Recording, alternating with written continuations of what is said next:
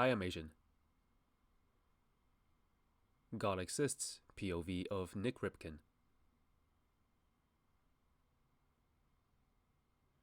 After seeing how God talked to spiritual and intellectual people in the last two videos, do you wonder how God can talk to a person through his emotions? In this video, we will turn to the pages of The Insanity of God by Nik Ripken and learn how God spoke to Nik when he was only 11 years old. The first truly significant and personal spiritual experience I ever had in church didn't occur until 4 years later. It was Easter Sunday. I was 11. I remember the details vividly. The church was already packed by the time we got there. Our regular pew was already full. In fact, the church was so full that our family had to split up. I slipped into a single spot in a pew near the front. Perhaps it was a different from usual feel to the experience that made me somehow more attentive to my environment that morning. I remember it being a sparkling day. The sun shone extra bright outside, making the stained glass windows of the sanctuary glow with a deeper, richer color than I had ever noticed before. The congregation sang with more gusto than normal. And when the choir sang their especially triumphant anthem, I could feel my inner spirit soaring with them. And the unusual and powerful feeling I was experiencing in church that morning didn't even stop when the pastor stood and began to preach.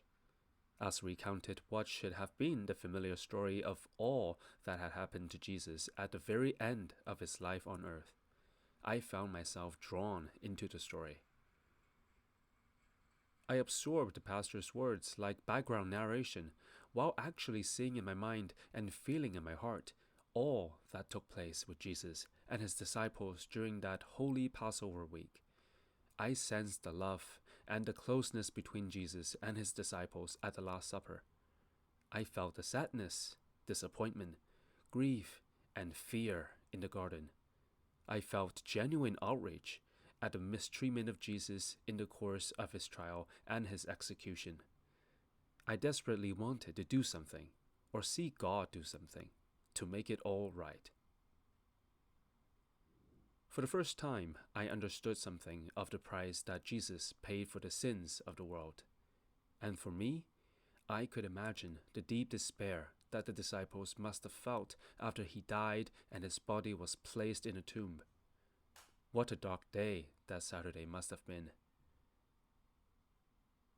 When the preacher finally got to the Easter morning part of the story, the part about the rolled away stone, the angel, the empty tomb, and the resurrected Jesus, something deep inside of me wanted to shout right out loud, "Hooray!" I felt like breaking into song, just like the crowds in Jerusalem on Palm Sunday.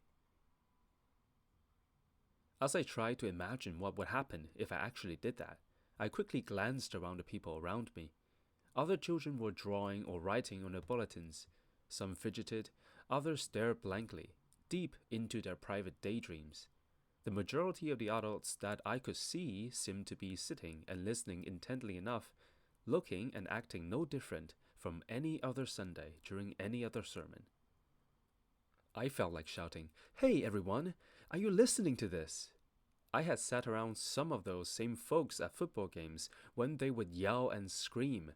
How in the world was it that these people managed to get so much more excited about what happened at a high school football field on Friday nights than they did about the resurrection of Jesus at church on Easter Sunday morning? That didn't compute in my 11-year-old mind.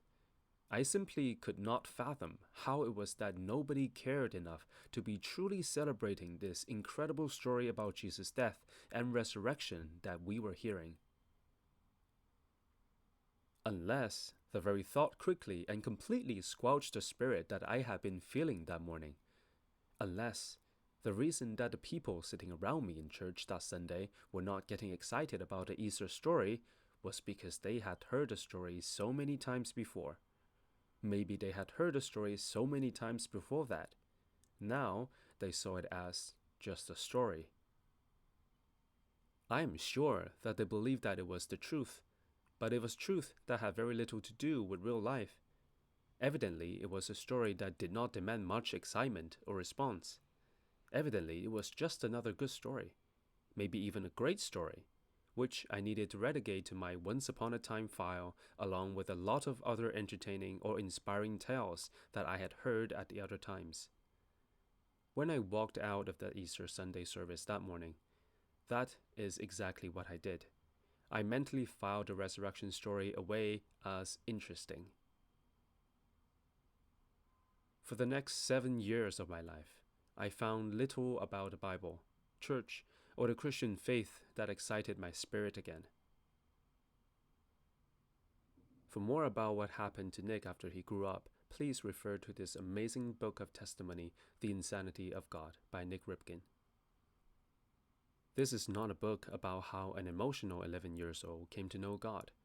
This is a book about a man and his family dedicated their lives to serve the Lord in Somaliland, one of the most dangerous places on earth at the time, doing humanitarian work while seeing one of the most devastating and most hopeless scenarios unfold right in front of his eyes. It might be hard to imagine that someone who said, "For the next 7 years of my life, I found little about the Bible, church, or the Christian faith that excited my spirit again," went on to become one of the most famous missionaries and brought love and hope to one of the most hellish places in human history.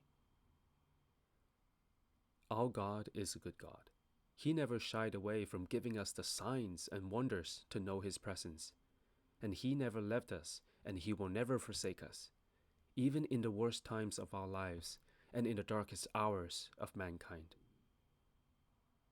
Just like 1 Corinthians 10:13 says, "No temptation has overtaken you that is not common to man. God is faithful, and He will not let you be tempted beyond your ability.